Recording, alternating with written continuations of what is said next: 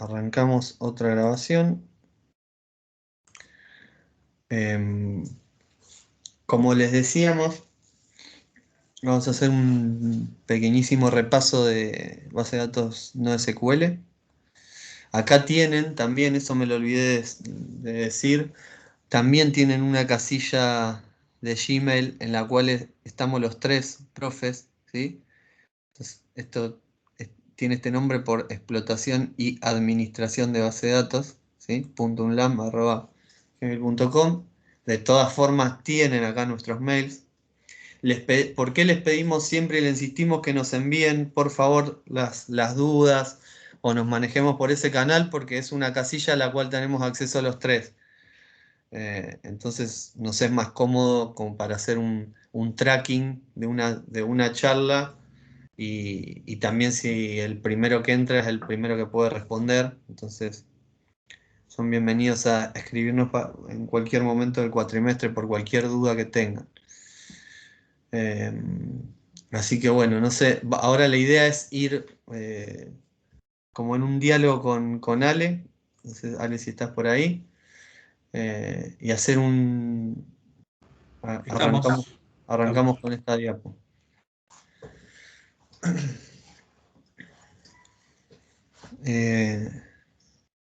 Bueno, ustedes saben que el concepto, digamos, de base de datos, justamente en su mínima expresión es esto, ¿no? Que es una colección organizada de datos que modela el mundo real, ¿sí? Lo que en definitiva tenemos es algo que vemos en el mundo real y está modelado y organizado en una base de datos. Pero siempre, siempre, y esto es importante conceptualmente, y cuando vemos las distintas naturalezas y el distinto tipo de base de datos que hay, justamente lo que las describe es el propósito específico para modelar esa parte del mundo, ¿sí? Acá, Ale, cuando quieras me vas interrumpiendo, Sí, ¿eh? sí, sí, lo que Eh, estamos viendo ahí es la separación en capas que vamos a tener en cualquier motor relacional. Y en este caso estamos viendo también cómo se conectarían o podrían conectarse las aplicaciones y los roles de quienes se van a conectar a ese motor o esa base de datos. Ujú. Tal cual. Vamos a tener un storage, obviamente, con un rack gigante de discos. Creo que después vamos a tener ahí una fotito de uno de esos tipos de organizaciones. Vamos a guardar en ese storage datos estadísticos, información de diccionario, índices y la data propiamente dicha, ¿no? Esto es lo que más va a pesar en cuanto a espacio. Claramente, perdón. Sí. Lo que llamamos, como dijiste vos, información alrededor de los datos, sería la metadata que nos permite obtener esos datos o saber dónde los tenemos que buscar en ese storage. Ujú. Ese primer concepto para que nos presten atención, pregunta de parcial clavada o de oral, una vez cuando tenga que rendir, es ¿qué es la metadata? ¿Sí? Bueno, justamente la metadata es información sobre los datos, es información que está describiendo a los datos, no es los datos propiamente dichos, ¿sí? Cuando yo tengo la estructura de una tabla, ¿sí?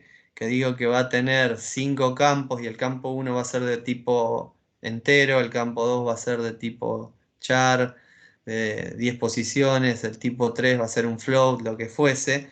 Esa definición respecto a la tabla se guarda también en una parte de la base de datos y a eso, digamos, a ese tipo de información es a lo que denominamos metadata, es información sobre los datos, ¿sí?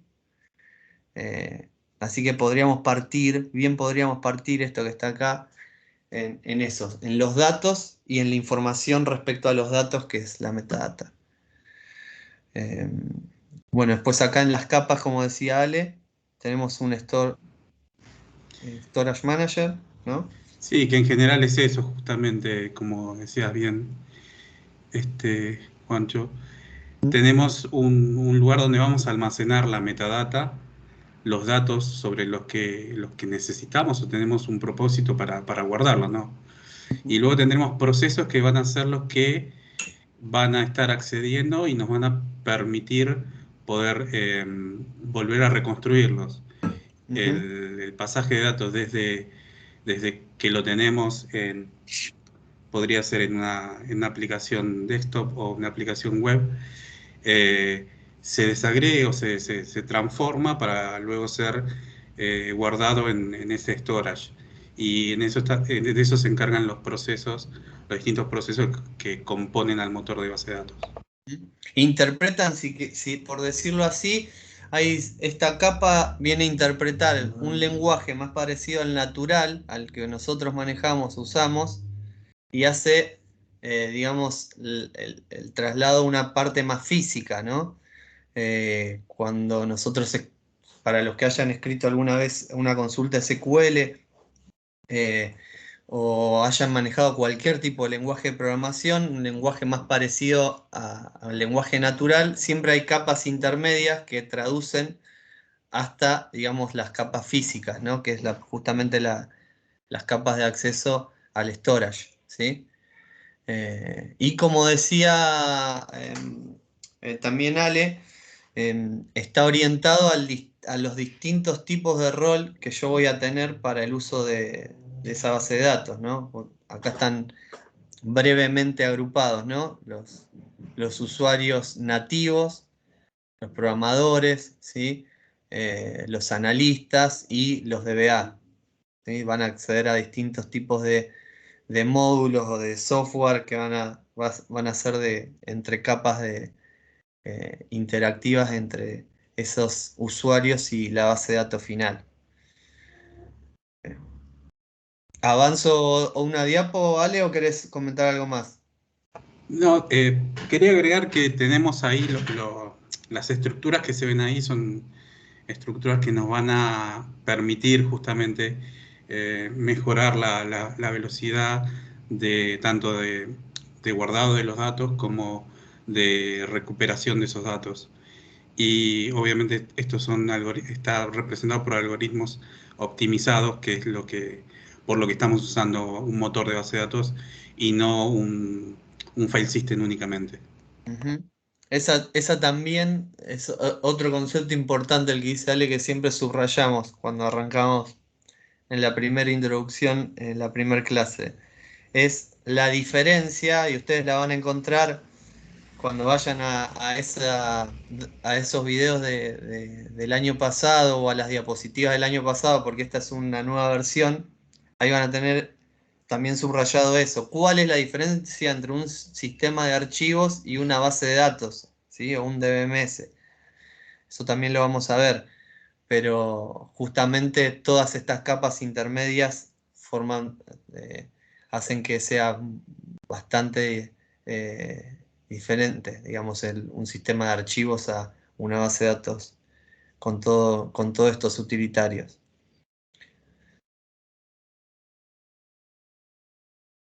Bueno, tenemos obviamente una evolución, ¿no? Em, a mí una de las cosas que me gusta comentar es que podríamos considerar a las primeras bases de datos como las primeras bibliotecas que existieron en el mundo antiguo, ¿no? En la historia. Como por ejemplo, no sé, no sé si saben que una de las bibliotecas más grandes del mundo antiguo fue la de Alejandría en Egipto, que se quemó lamentablemente. Pero bueno, justamente lo que se hacía ahí era guardar, o si quieren ustedes, las inscripciones, las primeras inscripciones en piedra. No dejan de ser bases de datos, ¿sí? En el sentido de que es información del mundo real y que se está guardando con un propósito, ¿no? Estamos hablando de conceptualmente, para volar un poco con la imaginación. Y a medida que fue pasando el tiempo, se fue sofisticando más cómo guardamos los datos obviamente hasta la era digital. Y acá tenemos, a partir de esa, digamos, de esa era, eh, algún tipo digamos, de limitación en la historia respecto a las plataformas, ¿sí? Arrancamos con lo prerrelacional, vamos a llamarlo así, porque nosotros en la materia arrancamos ya el modelo relacional, pero hubo bases de datos importantes antes de ello, ¿sí? Más que nada los mainframe, los discos magnéticos, y acá tienen como una especie de año por año aproximado en las que fueron surgiendo todas estas tecnologías en base de datos. Y después, justamente a partir de un paper, que es este paper que, si mal no recuerdo, lo tenemos subido al Miel, después chequenlo, o lo chequeamos ahora, pero Sí, creo sí, que está. sí, acá está el paper. Exactamente. Justamente lo que dice ese paper es, bueno, vamos a hacer algo, vamos a guardar la información de una manera más eficiente, ¿no? Porque es bastante costoso guardar la información con redundancia, con difícil acceso y difícil forma de relacionarla, porque siempre después la vamos a querer consultar. Y ahí viene todo seguramente nombres que les parezcan más familiares o más conocidos, todas estas familias de bases de datos relacionales como Oracle, DB2, ¿sí? Sybase, Postgres, SQL Server, MySQL. Acá falta Teradata. Eh, El corazoncito tuyo. claro, nosotros, por ejemplo, en el banco tenemos Sybase, tenemos SQL Server, tenemos MySQL, tenemos Oracle, tenemos Teradata. Siempre, generalmente, en instituciones lo suficientemente grandes nos vamos a encontrar con varios tipos de motores de base de datos, ¿sí? Por distintas causas se van siempre sumando.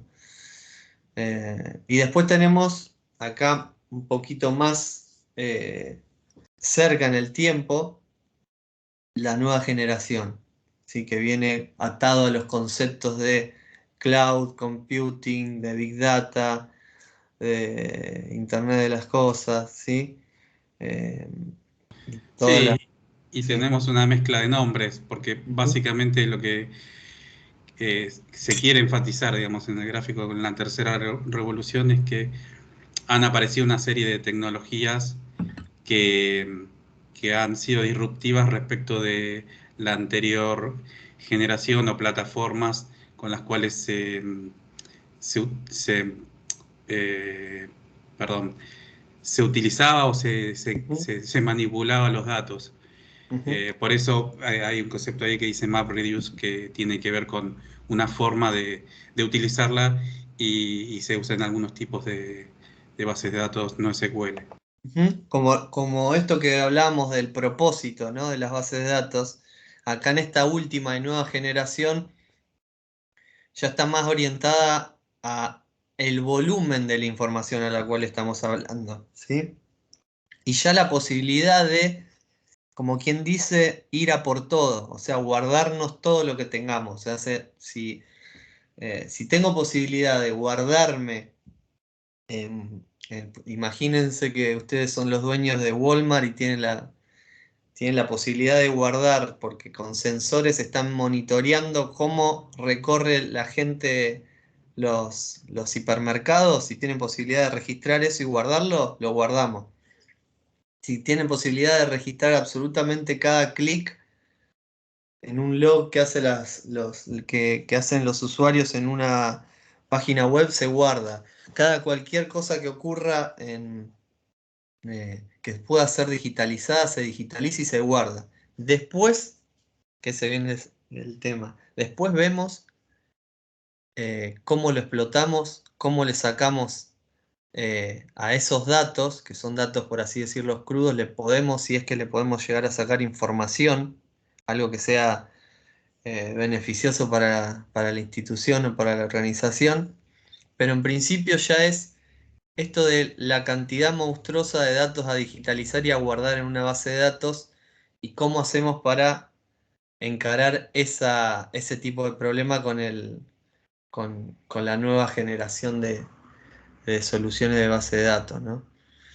Así que bueno, ahí está un poco delineada esas diferencias. Justamente acá hacíamos el foco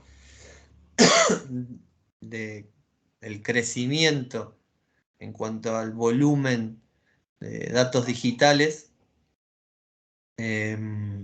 La verdad que siempre que van a buscar estos datos, de hecho la diapositiva que van a ver, como siempre les hago referencia a la anterior, bueno, no estaba tan actualizada hasta 2020, creo que era 2015, no sé, o 2010, y siempre es, o sea, tenés que ir a buscar y siempre vas a encontrar una cosa más exponencial en cuanto al crecimiento. Sí, sí, sorprende Ujú, cómo están creciendo la utilización de los datos. ujú. Más o Y la, menos, nes- sí, sí, dale. no, no, y la necesidad de guardarlos, de almacenarlos en algún lugar para luego sacar inteligencia o utilizarlos de una manera estratégica, más que nada en los negocios. Ujú, tal cual. Y esta más o menos se da este ciclo, ¿no? Que mostramos acá. Obviamente tenemos más usuarios, ¿sí? Que por ende, al estar en un mundo totalmente digitalizado, van a generar más datos, ¿sí? Em, para lidiar con ese volumen vamos a necesitar mejores algoritmos, ¿sí? Y esos mejores algoritmos van a intentar generar o crear una mejor experiencia de usuario y es un ciclo, digamos, es una pequeña bola de nieve, ¿no? Eh, todos ustedes ya han experimentado. Nosotros, no sé, igual por ahí hay en el aula virtual, por más que sea virtual, somos coetáneos, pero eh, en nuestro caso la generación que estuvo antes de Internet y después de Internet creo que puede ver con mucha claridad la diferencia entre la cantidad de información que se genera ahora y lo que pasaba antes de la revolución de Internet y la base de datos relacionales clásicas, por así decirlo.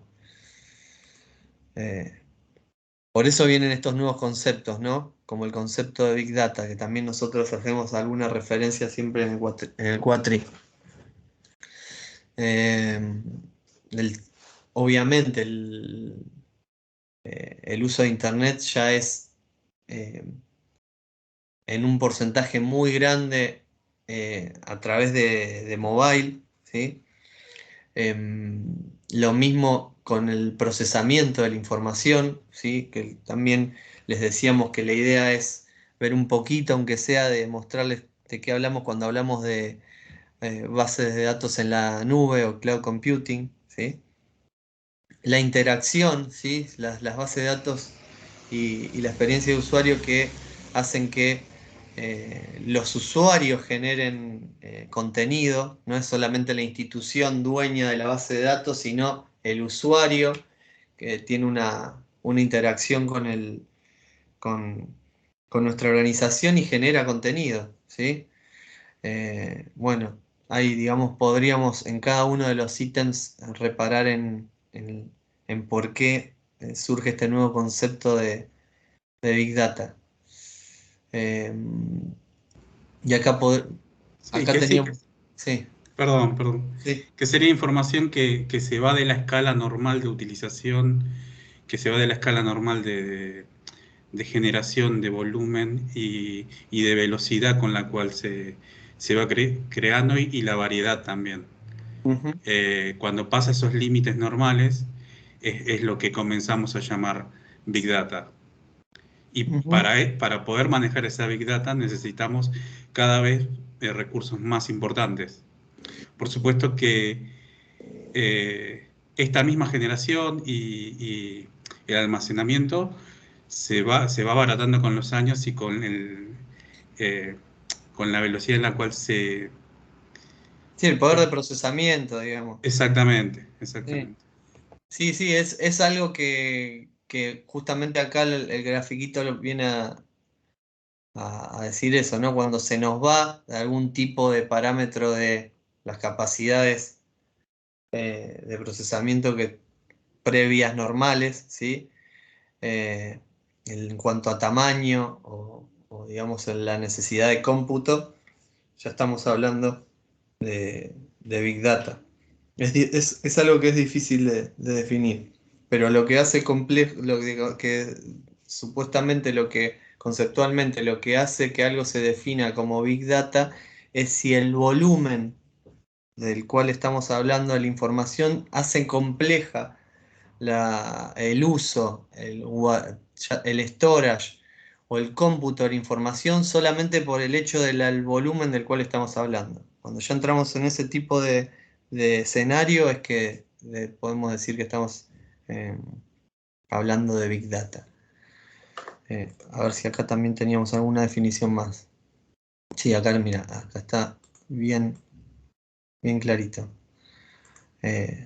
Activos de información de gran volumen, alta velocidad, gran variedad, que exigen formas rentables e innovadoras de procesamiento de información para mejorar el conocimiento y la toma de decisiones. Siempre importante eso. Fíjense el link que hacemos nosotros con las dos materias también, con la cual creo que con la mayoría de ustedes trabajamos el cuatrimestre pasado. Siempre estamos intentando procesar información, aplicar algoritmos, en este caso bases de datos con mucho volumen, con mucha variedad, a una velocidad que se genera a una velocidad importante, con un objetivo, ¿sí? Mejorar el conocimiento, obtener información y tomar mejores decisiones, ¿sí? Eso es para subrayar. Tenemos en investigación operativa hacíamos lo mismo, ¿sí? Son una caja de herramientas y esa caja de herramientas nos sirve para tomar mejores decisiones. Acá tenemos otra peculiaridad, ¿sí? También en contraste, acá ya nos vamos metiendo, o sea, de a poquito nos estamos introduciendo el tema conceptualmente, pero nos estamos metiendo en el tema de por qué no SQL, ¿sí? Eh, Justamente el concepto de no SQL viene a lidiar con el tema de la generación en un gran volumen de información, de datos, y que usualmente están desestructurados. Esta es la diferencia también que me gustaría que subrayen con respecto a lo que vamos a ver luego, ¿sí? Es que directamente voy a guardar algo del cual desconozco la estructura. Si alguna vez han tenido ustedes la posibilidad de trabajar con base de datos, saben justamente el ejemplo que damos es creo una tabla que tiene 5 campos, que el campo 1 va a ser de tal tipo, que el campo 2 va a ser de tal otro, ¿sí? Normalizo, ¿sí? En el modelo relacional intento evitar la redundancia, ya lo vamos a ver, pero acá estamos hablando de que el volumen, la velocidad en la que se genera y la variedad apunta a datos que usualmente están desestructurados. Sí, perdóname, Sí, Juan. Y los dolores de cabeza que a veces trabajar, sin tirar en contra del modelo relacional, pero los dolores de cabeza que si tenemos que juntar distintas fuentes de datos con tal vez una mínima diferencia en la estructura, nos puede generar, ¿no? claro, tal cual. Sí, ese encasillamiento que tenemos que perseguir todo el tiempo de que persigue una estructura, cuántos procesos a veces nosotros con José o con Alejo tenemos problemas en el trabajo porque justamente vino algo, un campo que lo esperábamos así, vino así, digamos, y tenemos que estar corriendo atrás de a ver qué hacemos con eso. Bueno, acá en este tipo de enfoque dice, a mí no me importa la estructura, vos dámelo que yo lo guardo en algún lado. Ese es un poco el enfoque. Eh, Justamente porque pueden venir de diversas fuentes, ¿sí? Acá los ejemplitos de los cuales hablamos en la diapo son de posteos en internet, correos electrónicos, ¿sí? Archivos con contenido multimedia que se van generando automáticamente, ¿sí? Algo muy, entre comillas, común es el tema de los logs que van registrando cualquier tipo de cosa. Em, bueno, las consultas, los sensores que están ya a esta altura por todos lados, que van monitoreando todo. Toda esa información que es de mucho volumen, que crece y se modifica a una velocidad importante, son esas 3B, que también van a escuchar del eslogan que define que algo está en el mundo de la Big Data. Bueno, acá hay otra serie de ejemplos. Sí, Texto, tal sí. cual, representa la gran variedad de que estábamos hablando recién. Ujú. Eh, Así que ahí tienen otra variedad. Estaba pensando, Ale, que después también podemos subir ahí a Miel, viste que estuviste y estuvimos repasando esta Sí, bibliografía de NoSQL, que por ahí, como todo tema que presentamos, podría ser una materia en sí misma, y si les interesa pueden ahondar en esa bibliografía que hemos estado consultando para hacer este resumen conceptual. Después lo vamos a subir también dale, dale, yo me encargo de eso. al Miel. Eh, y esto, Ale, que me parecía bastante interesante, que esto era lo que les decía en las Sí, primeras diapos que íbamos a ver como lo una... fascinante es que los que estuvieron en la punta de lanza, digamos, de este cambio que todavía no terminó de recorrerse, se está madurando esta tecnología.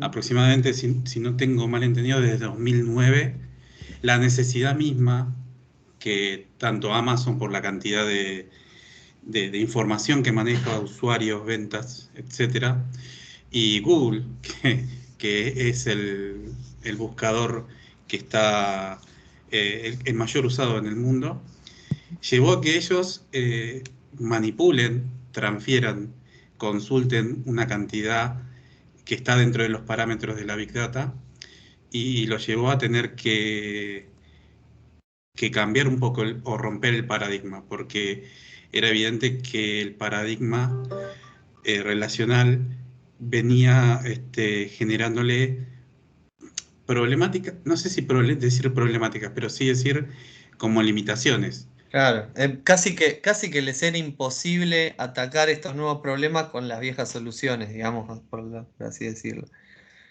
Eh, Sí, y, y- perdón, sí.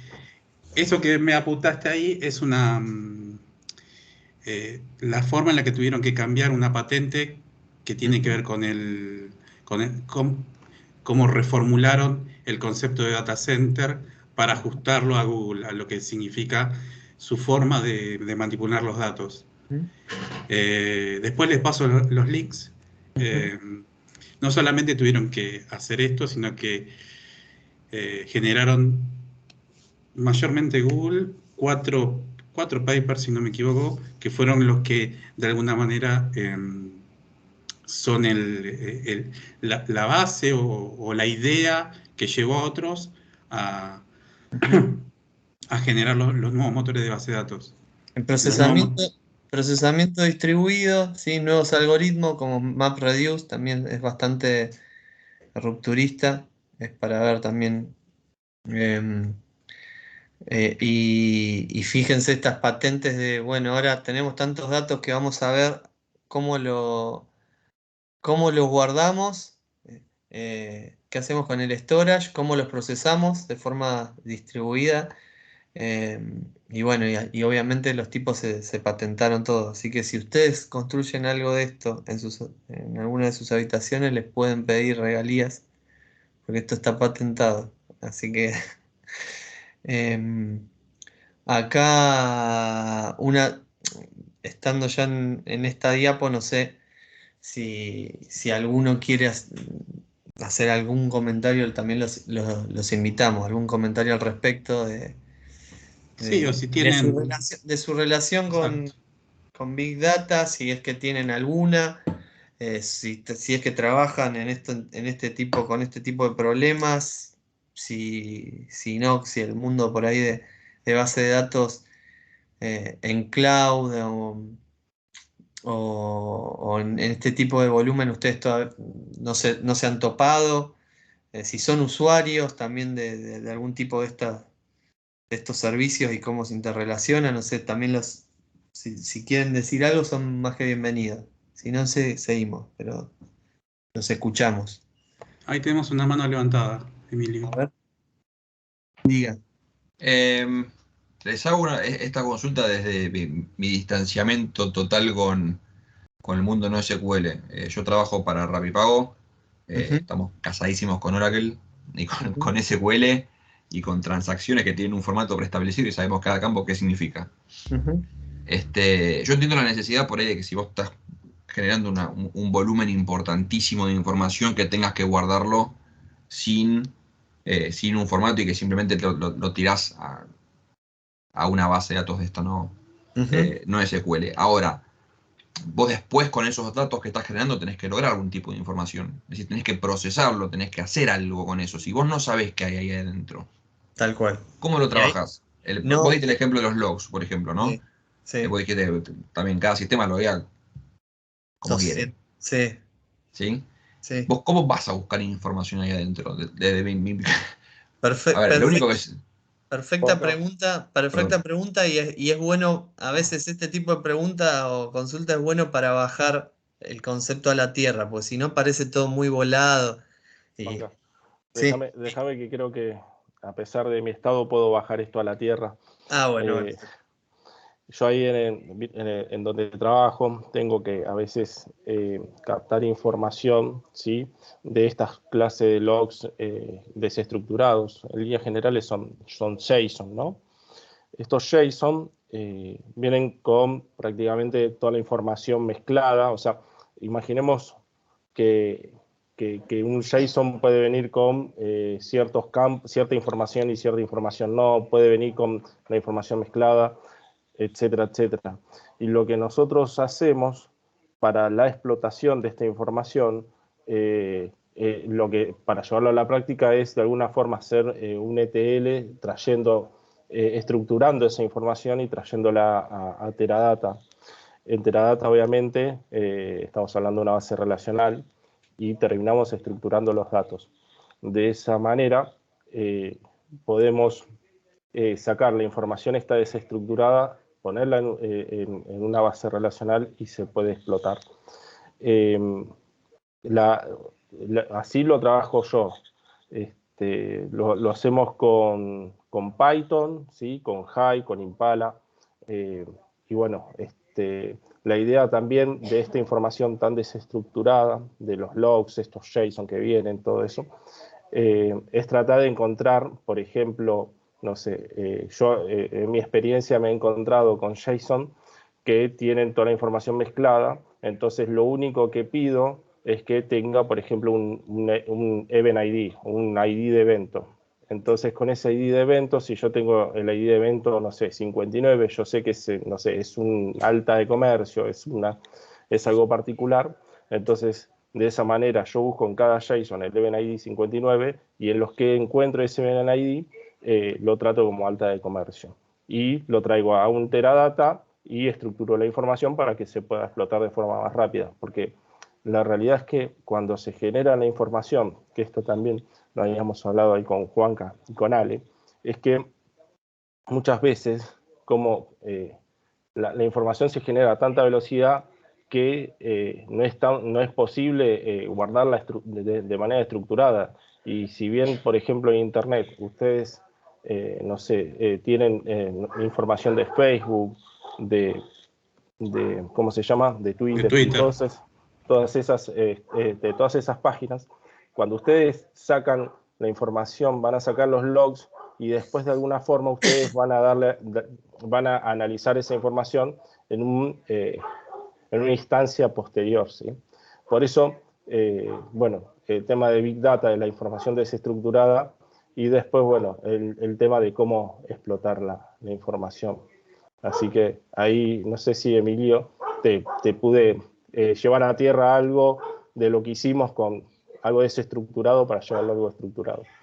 Está bien, sí, se entiende. Tiene como una etapa Sí, de masajeo de datos. Claro, sí.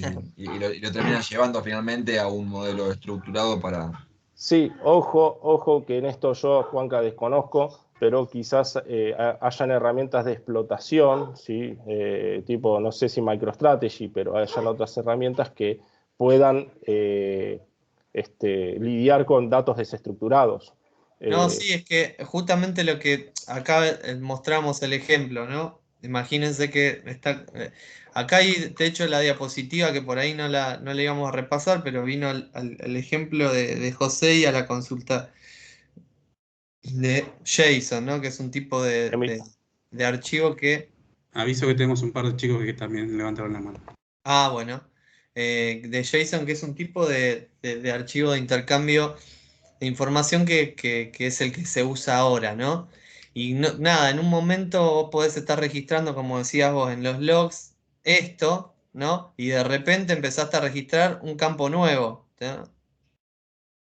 Y entonces vos vas a ir, eso también en el mundo Hadoop, o se lo denomina, o en el mundo de Big Data se lo denomina como Data Lake, un lago de datos. Es como, bueno, primero guardamos esto ahí. No tuve ningún problema para que me venga esta nueva información, porque yo la puedo guardar. Mi base de datos desestructurada se banca que yo le agregue o le saque un campo y la sigo guardando. Pero lo que también puedes hacer, aparte de llevártelo a Teradata de una forma estructurada, es que vos también tenés clientes en el cual vos vas a ir a consultar a ver cuáles son los días más visitados, ¿no? Y podés ir a consultar por este ID en todos los JSON que tenés y analizar, dirá, como si fuera con una consulta a tu data lake. Tenés también ese tipo de herramientas que te permiten, así como acá decíamos, que esto, ¿no? Ayudaba a la experiencia de los distintos tipos de roles de usuarios con las bases de datos, acá va a pasar lo mismo, ¿no? Vas a tener manera de venir y consultar esto en una base de datos no estructurada, ¿sí? Vos podés, como decía José, en la práctica, yo también, siempre que he visto este tipo de cosas, me lo llevo a otro lado de forma estructurada para consultarlo de forma más rápida, si quieren, la explotación. Pero también tenés una herramienta que te permite ir a buscar esta ID a tu data lake. ¿Sí? Sí, La siguiente ahí, Nadia. Ah, ahí perdón. Nadia dice, sí, no está bien. Yo, por ejemplo, esto lo hice con Hive, todo en un entorno Hadoop. Lo hicimos con Hive, pero para levantar la información lo hacemos con Impala. Así de simple. Acá Gonzalo ahí escribió de que Facebook y Twitter tuvieron problemas con el sarcasmo, que es verdad, o sea, cuando la información está desestructurada, igual fíjense que esto es más un tema de interpretación, pero fíjense ahora está muy de moda el tema de los bots y todo esto que es la automatización, ¿no? de los chats y todo esto, y eso también en cierto sentido se está tratando de llevar, hay que llevarlo a un modelo como para poder explotarlo, para saber cuáles son las opiniones de los usuarios, qué es lo que busca el usuario. Eso es importantísimo. Fíjense que también hay que lidiar con esos problemas del sarcasmo, de los comentarios, o por ejemplo las caritas felices o caritas tristes que ponen los usuarios. Hay que ir interpretando un poco, hay que darle cierta inteligencia a la interpretación de los datos. Era eso. Sí, hay una parte que se llama análisis de sentimiento, créanlo o no, pero es algo que está también cada vez más, que se está haciendo cada vez más, justamente para asociar en un comentario, en una interacción digital, cuál es el sentimiento que rodea a cada uno de esos contenidos. Ustedes piensen que en base a eso, no sé, si yo fuera un productor de algún tipo de servicio o producto y quiero ver, che, ¿qué opina la gente? Tengo que tener alguna herramienta que pueda ser lo suficientemente poderosa para analizar qué está comentando la gente y si el comentario es positivo o negativo. Eh, entonces, digamos, todo eso de análisis de sentimiento está también interesante como para ahondar en otra puerta más de esto de Big Data. Sí, Ale, ibas a decir algo. Igual, chicos, como que bajamos a bastante técnica la charla en algunos aspectos. ¿Cómo vienen el resto de los chicos? No sé si los perdimos, cómo venimos. Sí, si hay alguno que tenga... Eso es lo que Nadia, siempre decimos. Si hay algunas dudas, por más que digan, pero mi pregunta yo siento que es, o sea, como que no es tan, que porque no estoy tan metido en tema, también viene bien, porque por ahí hay muchos compañeros que les ayuda también con la duda, así que háganla. Sí. Nadia tenía la mano levantada. Sí, me la bajaron, no sé. Perdón, fui yo, perdón, No Nadia. pasa nada. No. Quería preguntar si este esquema de Big Data está relacionado, por ejemplo, no sé, con los servicios de AWS, por ejemplo, no sé, que ofrecen, digamos, el servicio ese de base de datos y demás. Está más relacionado con, sí, pero está más relacionado con cloud computing. Viste que cuando arrancábamos te decía que por ahí, si tenemos la chance de llegar acá hasta acá abajo, ¿ves? Acá tenemos un cloud, Sí, una clasecita de cloud computing, que sí está relacionado porque justamente este poder de procesamiento que tienen por acá la alta acá disponibilidad los, lo acá, relacioné, pero no. ¿cómo? Discúlpame. No, tenía la duda si era por la disponibilidad, como decía al principio, viste, de la otra diapo, que decía, bueno, la velocidad y demás. No sé, Sí, ¿no? sí, porque está relacionado, porque ¿qué hizo Amazon cuando patenta estos data centers? Dice, pará, yo esto lo puedo alquilar. Digo, a vos te pregunto, digo, vos te vas a poner un site y no sabes si vas a tener 1 millón de visitas o si vas a tener 100 visitas. Eso es lo más difícil, ¿no? Claro, sí, Entonces, sí. cuando vos te Tengo que pones, escalar. tenés que meter una infraestructura. Los tipos lo que te dicen es, mira, si tenés 100 visitas, yo te cobro por 100 visitas. Y si tenés 1 millón, te cobro por 1 millón. Así que lo bueno es que vos no tenés que ponerte eh, en un gasto impresionante y tampoco tu servicio, tu site se te va a caer porque te lo visiten más gente de la que vos esperabas. Y todo ese tipo de servicios, digamos, que está en la nube, también incluye base de datos, ¿no? Pero aparte de base de datos, tenés otro tipo de procesamiento más en la nube. Claro, sí, sí. Sí, no sé si había alguna. Gracias. No, por favor. Ahí como consultaba Ale, el resto está más o menos perdido, está bien. Claro, porque se habló de TL, de Oracle, la consulta que hizo Emilio, tal vez alguno quedó por ahí dando vuelta. Tal cual. Bueno, entonces todos saben lo que es un ETL.